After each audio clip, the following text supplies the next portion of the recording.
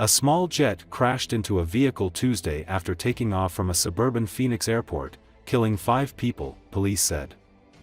The plane crashed while taking off from Falcon Field Airport in Mesa, police there said in a statement. The Hyundai A420 light business jet struck the vehicle outside airport property at 4:40 p.m., according to the Federal Aviation Administration. Television news video showed what appeared to be a large fire on a road near the airport. 5 people were confirmed dead at the scene, police said. Authorities said 5 people were aboard the plane but didn't specify whether they all died or whether anyone in the vehicle may have been among the victims. The FAA, the National Transportation Safety Board and Mesa authorities will investigate. No further information was released.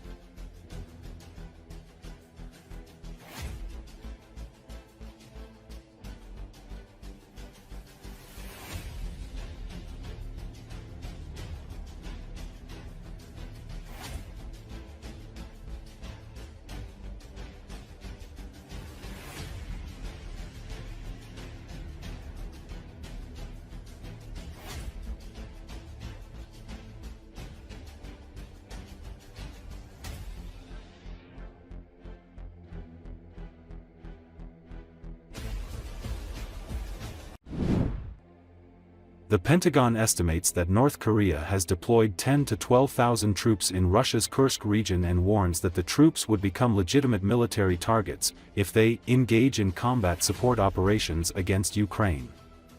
Placing these additional 10,000 to 11,000 to 12,000 forces in Kursk is definitely something from a combat capability standpoint that could be significant, said Pentagon spokesperson Major General Pat Ryder. But a lot of that will depend on how those forces are employed, how they're integrated into the Russian command and control, he said. On Monday, South Korea and the European Union strongly condemned North Korea's reported dispatch of troops to aid Russia's war against Ukraine and expressed concerns that Russia could reward North Korea with transfers of sensitive technology to enhance its nuclear and missile programs. North Korea's troop deployment, confirmed by the US and NATO, threatens to expand the almost 3-year-long war and is causing security jitters in South Korea and elsewhere about what Russia could give North Korea in return. Just days ago, Ukraine's President Volodymyr Zelenski urged its allies to stop watching and take steps before North Korean troops deployed in Russia reach the battlefield, and the country's army chief warned that his troops are facing one of the most powerful offensives by Moscow since the all-out war started more than 2 years ago.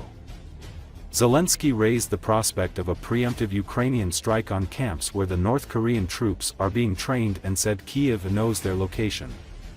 But he said Ukraine can't do it without permission from allies to use Western-made long-range weapons to hit targets deep inside Russia.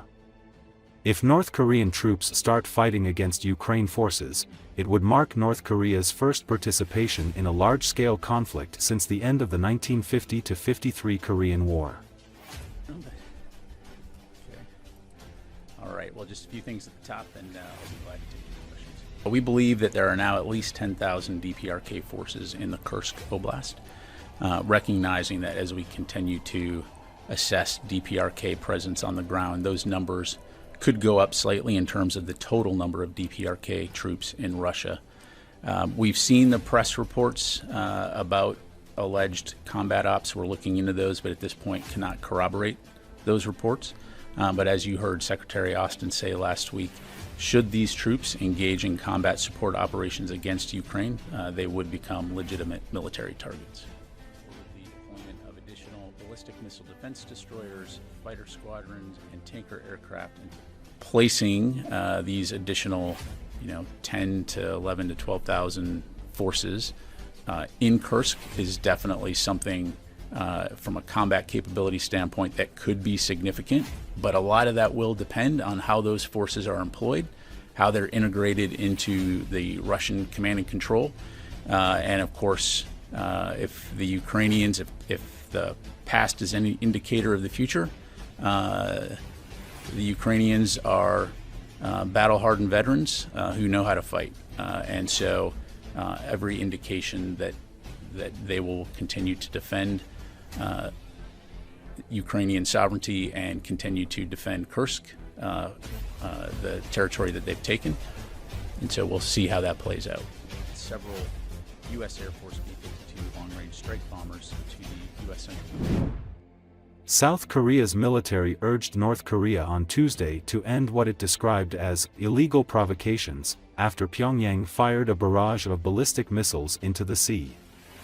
The North fired multiple short-range ballistic missiles toward its eastern sea, the South Korean military said, as the country continued its weapons demonstrations hours before the U.S. presidential election. South Korea's Joint Chiefs of Staff said the missiles flew about 400 kilometers, 250 miles, but didn't specify how many were fired. Japanese Prime Minister Shigeru Ishiba said they landed in waters outside of Japan's exclusive economic zone and there were no immediate reports of damage. We will not tolerate this and warn that North Korea will be held responsible for any consequences that follow, Nam Ji-soo, Deputy Chief of Public Affairs at South Korea's Joint Chiefs of Staff, said at a media briefing in Seoul. The launches came days after North Korean leader Kim Jong-un supervised a flight test of the country's newest intercontinental ballistic missile designed to reach the U.S. mainland. In response to that launch, the United States flew a long-range B-1B bomber in a trilateral drill with South Korea and Japan on Sunday in a show of force. That drew condemnation from Kim's powerful sister Kim Yo-jong, who on Tuesday accused North Korea's rivals of raising tensions with aggressive and adventuristic military threats. South Korean officials have said that North Korea was likely to dial up its military displays around the U.S. presidential election to command the attention of Washington.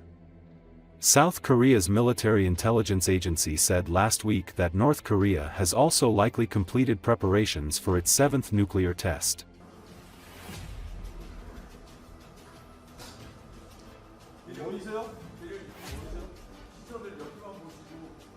북한은 비열한 우물 쓰레기 풍선 살포와 GPS 교란 등으로 우리 국민의 안전을 위협해 왔습니다. 또한 북한은 경의선과 동해선 남북 연결교로 폭파 쇼를 벌여 국제사회로부터 고립을 자초하면서 스스로를 혹독한 수용소로 만들고 있습니다. 특히 최근 ICBM 발사에 이어 오늘도 단거리 탄도미사일 수발을 발사하는 등 불법적인 도발을 지속 획책하고 있습니다.